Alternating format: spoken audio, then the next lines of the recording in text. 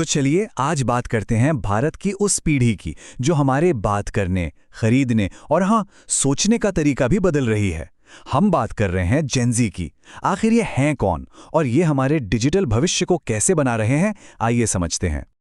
कभी सोचा है कि जैसे ही इंस्टाग्राम या यूट्यूब शॉर्ट्स खोलो तो हर दूसरा वीडियो एक डांस चैलेंज क्यों होता है? मतलब ऐसा लगता है जैसे इसकी बाढ़ सी आ गई है। पर यह सिर्फ एक वायरल ट्रेंड नहीं है, नहीं, ये एक बहुत बड़े कल्चरल शिफ्ट का सिग्नल है। और इस बदलाव को लीड कौन कर रहा है? बिल्कुल, जेनजी। जेनजी को ना एक खास नाम दिया गया है, डिजिटल नेटिव्स। इसका मतलब क्या है? सीधा सा मतलब है कि ये वो लोग हैं जो इंटरनेट, स्मार्टफोन्स और सोशल मीडिया के ज़माने में ही पैदा हुए और बड़े हुए। मतलब हमारे लिए जैसे बिजली पानी नॉर्मल है, इनके लिए स्मार्टफोन और इंटरनेट उतना ही नेचुरल है, कोई नई चीज़ नहीं। अच्छा, तो डिजिटल नेटिव होने का मतलब सिर्फ ये नहीं है कि वो टेक्नोलॉजी इस्तेमाल करना जानते हैं। नहीं, इसका असर उनकी पूरी सोच पर, उनके जीने के तरीके पर पड़ता है। तो चलिए थोड़ा और गहरा उतरते हैं और जेन जी के माइंडसेट को समझते हैं। आखिर वो कौन सी बातें हैं जो इस पीढ़ी को ड्राइव करती हैं। देखिए, अक्सर लोग सोचते हैं कि जेनज़ी का मतलब है सिर्फ ट्रेंड्स और वायरल वीडियो, पर उनकी पहचान इससे कहीं ज़्यादा गहरी है। ये पीढ़ी पर्यावरण, बराबरी जैसे मुद्दों को लेकर बहुत सीरियस है, बहुत जागरूक है। और करियर को लेकर भी सोच अलग है। 9 से 5 की जॉब से ज़्यादा उनमें से कई अपना कुछ शुरू करना चाहते हैं, फ्रीलांस करना चाहते हैं। और एक बहुत ज़रूरी बात, मेंटल हेल्थ जैसे टॉपिक जिन पर पहले बात करने से लोग कतराते थे, ये उस पर खुलकर बात करते हैं।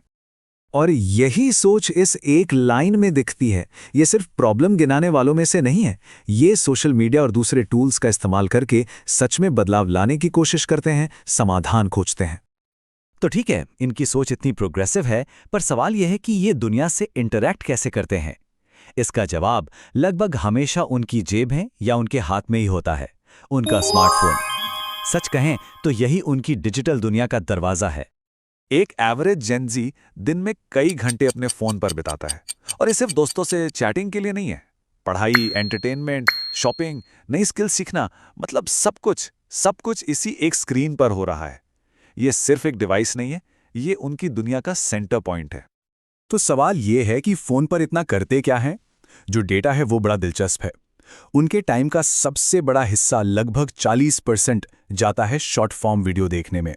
जी हाँ, वही इंस्टाग्राम रील्स और यूट्यूब शॉर्ट्स। इसके बाद सोशल मीडिया और गेमिंग का नंबर आता है। ये पैटर्न बिल्कुल साफ साफ एक कहानी बताता है। जेन जी को तेज, विजुअल और इंटरैक्टिव कंटेंट पसंद है। तो हिसाब बहुत सीधा है। जो लंबे लंबे आर्टिकल्स थे या आधे आधे घंटे के वीडियो थे, वो अब आउट हो चुके हैं। इन क्या है? 30 सेकंड की रील्स, फटाफट समझ आने वाले विजुअल्स और मजेदार मीम्स। इस पीढ़ी का ध्यान खींचने के लिए अब मिनटों का नहीं, बस कुछ सेकंड्स का खेल है। लेकिन कहानी यहीं खत्म नहीं होती। ZZ सिर्फ कंटेंट देखती नहीं है, और यही वो बात है जो इस पीढ़ी को सच में सबसे अलग बनाती है। वो कंटेंट बनाते भी हैं। वो सिर्फ कंज्यूमर नहीं, बल्कि क्रिएटर बन गए हैं, और यही क्रिएटर्स आज के कल्चर को दिशा दे रहे हैं। और सच कहूं तो यही सबसे जरूरी बात है। जेनजी का असली इंपैक्ट उनके क्रिएटर होने से ही आता है। आज जो भी ट्रेंड्स, जो भी चैलेंज, जो भी मीम्स वायरल होते हैं, जरा सोचिए, उनमें से ज्यादातर की शुरुआत कहां से होती है? इसी पीढ़ी से। वो कल्चर को सिर्फ फॉलो नहीं करते, वो कल्चर बनाते हैं। और इंडिया में तो इसके एक से बढ़कर एक एग्जाम्पल्स हैं। कुशा कपिला को देखिए, अपने देसी ह्यूमर से कनेक्ट करती हैं। भुवन बाम अपनी कॉमेडी और स्टोरी टेलिंग से। मिथपैट गेमिंग की दुनिया में हैं, तो प्राजक्ता कोली सोशल अवेयरनेस और कॉमेडी को मिलाती हैं। इन सब में एक बात कॉमन है, इनका कंटेंट रिलेटेबल है, असली है, और इसीलिए ये कामयाब हैं। तो आखिर इनकी सक्सेस का फॉर्मूला क्या है? ये असल में 4 चीजों का एक कमाल का कॉम्बिनेशन है। पहला, ऐसा कंटेंट जिससे लोग कनेक्ट कर सकें। दूसरा, अनफिल्टर्ड ऑथेंटिसिटी, मतलब अपनी असली पर्सनैलिटी दिखाने की हिम्मत। तीसरा, शॉर्ट फॉर्म वीडियो में मास्टरी। और चौथा, जरूरी सामाजिक मुद्दों पर आवाज उठाना। इन चारों चीजों को मिला दीजिए और आपको समझ आ जाएगा कि जेनजी इन पर भरोसा क्यों करती है। अब जेन जी को और भी बेहतर तरीके से समझने का एक सबसे अच्छा तरीका है, उनकी तुलना करें उनसे ठीक पहले वाली पीढ़ी से, यानी मिलेनियल्स के साथ। जब हम इन दोनों को साथ में रख के देखते हैं ना, तब साफ पता चलता है कि डिजिटल दुनिया में कितना कुछ बदल गया है। और यकीन मानिए, दोनों पीढ़ियों में जमीन आसमान का फर्क है। जहां मिलेनियल्स का फोकस ज्यादातर करियर और फाइनेंस पर था, और वो फेसबुक, लिंक्डइन पर लंबे ब्लॉग्स या पॉडकास्ट पसंद करते थे। वहीं जेनजी का फोकस है ट्रेंड्स और सोशल चेंज पर। उनके प्लेटफॉर्म हैं इंस्टाग्राम और टिकटॉक, जहां बात कुछ ही सेकंड में कह दी जाती है। ये सिर्फ उम्र का फर्क नहीं है, ये पूरी की पूरी मानसिकता का फर्क है।